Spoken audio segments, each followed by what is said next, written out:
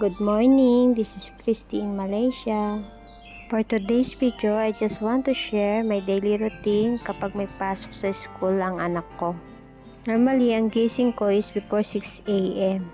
Dapat before 7:30 is naka-ready na siya para ready go to school na. This time, nagising ako ng 5:30 a.m. and inon ko na yung ilaw para ready to video na. Charot. Bumangon na rin ako at para makapag-muni-muni. Alam niyo na mga Jai, muni is life every morning. Pagising pala natin sa umaga ay huwag natin kakalimutang magdasal at magpasalamat dahil every gising is blessing.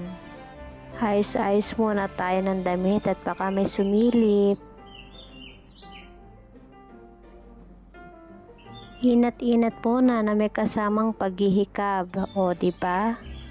At ito talaga yung part na mahirap ang gising ng batang masarap ang tulog.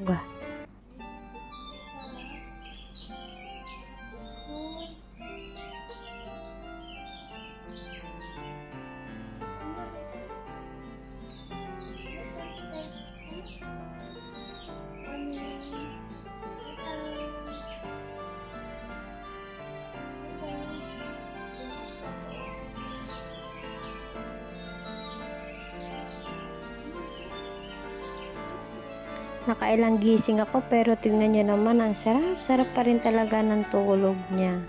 Kaya ayan, hinayaan ko na lang muna siya ng matulog ng 30 minutes. Tapos akyat na lang ulit ako mamaya. Bababa muna ako para magplancha ng damit niya. Tapos para makapag-coffee na rin.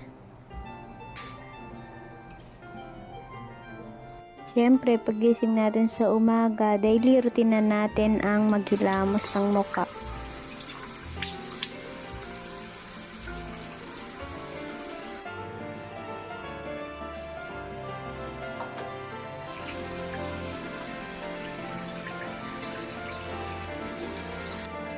Pagkatapos maghilamos, ayan, kinuha ko na rin yung toothbrush at saka toothpaste ko para makapag-toothbrush na.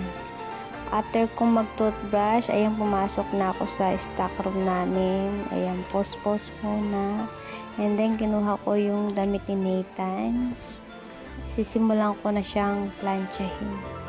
O, baka may magtanong dyan. Kasi, bakit ngayon ko lang pa-planchahin yung damit?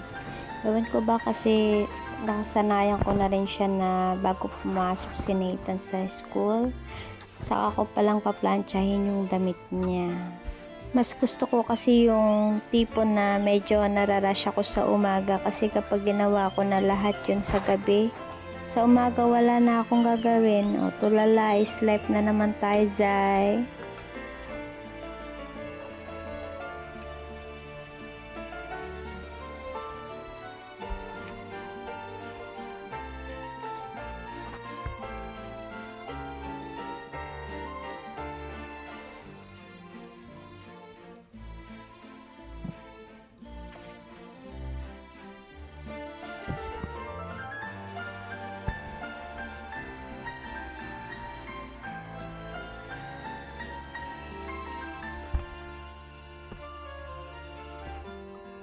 Ang tagal ko magplansya, no? Feeling ko rin kasi parang mas marami pa yung harap ko sa camera kaysa maplansya.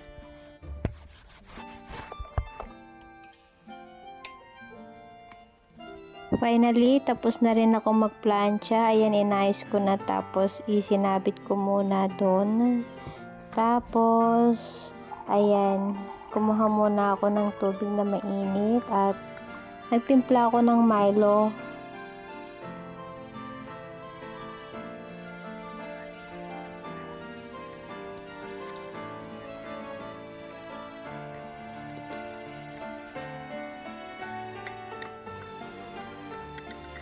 Tapos after ko magtimpla ng Milo, umakyat na rin ako para gisingin si Nathan. Mika. Ay ko no. Morning. Good morning. Nathan. Good morning. Come na, we go to school. Okay? Hindi nga pala ako nag-prepare ng breakfast namin kaya ayan, pa-Milo-Milo na lang ako that time. After kong pakainin ng breakfast si Nathan, ayan nakaligo na siya. Tapos binibihis ako na siya dyan. Masyado lang talagang maligalig kapag nagre-ready ng bata sa umaga. Tignan nyo naman masyadong maligalig. Panay halik niyan hanggat hindi siya natatapos na bihisan.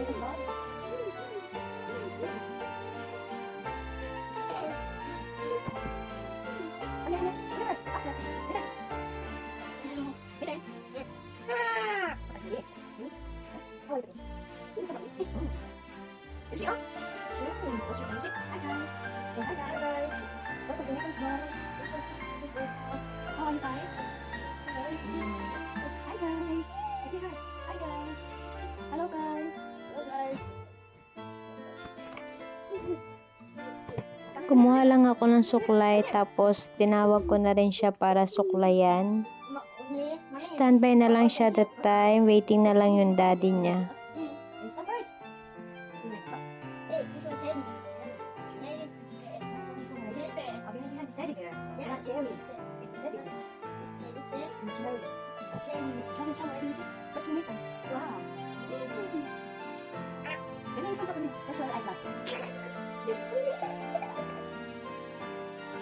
Sinuotan ko na rin siya ng shoes and then yung daddy niya is waiting na sa kanya. Tapos ihahatid na rin siya sa school.